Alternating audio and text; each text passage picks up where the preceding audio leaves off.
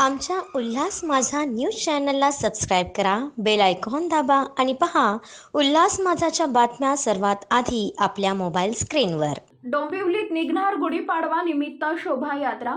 यंदा डोंबिवलीचे ग्रामदैवत असलेल्या गणेश मंदिराचं 100वे वर्ष असून स्वागत यात्रेचे 26वे वर्ष आहे. गुढीपाडव्यानिमित्त स्वागत यात्रेची मुहूर्तमेढ डोंबिवलीतून रोवली गेली. त्यानंतर राज्य नव्हे तर देशभरात स्वागत यात्रेची परंपरा सुरू झाली. डोंबिवलीच्या स्वागत यात्रेची राज्य नव्हे तर देशभरात उत्सुकता असते. डोंबिवली शहराचे ग्रामदैवत असलेल्या श्री गणेश मंदिर संस्थानचे यंदा शतक महोत्सवी वर्ष म्हणून साजरं करण्यात येत आहे.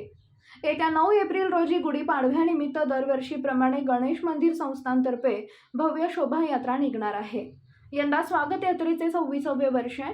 स्वागत यात्रेच्या निमित्ताने गीता पठण, महिला पुरुषांसाठी भजन स्पर्धा, महिलांसाठी फ्लॉवर डेकोरेशन, ज्येष्ठ नागरिकांसाठी अंताक्षरी स्पर्धेचं आयोजन करण्यात आलंय.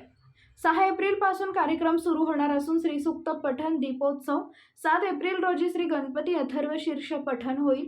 सायंकाळी बाईक रॅली, श्री गणपती अथर्व शीर्ष पठण तसेच संस्कार भारतीतर्फे महारांगोळी.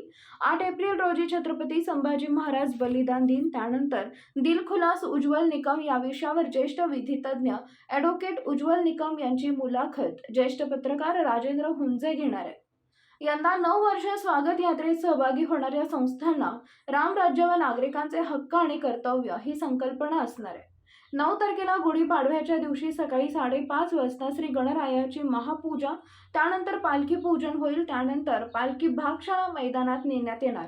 तेथून स्वागत यात्रा सुरू होईल. ती 11:15 वाजण्याच्या सुमारास अप्पा दातार चौक येथे स्वागत यात्रेचा समारोप होणार आहे. आमच्या उल्हास माझा न्यूज चॅनलला सबस्क्राईब करा, बेल आयकॉन दाबा आणि पहा उल्हास माझाच्या बातम्या सर्वात आधी आपल्या मोबाईल स्क्रीनवर.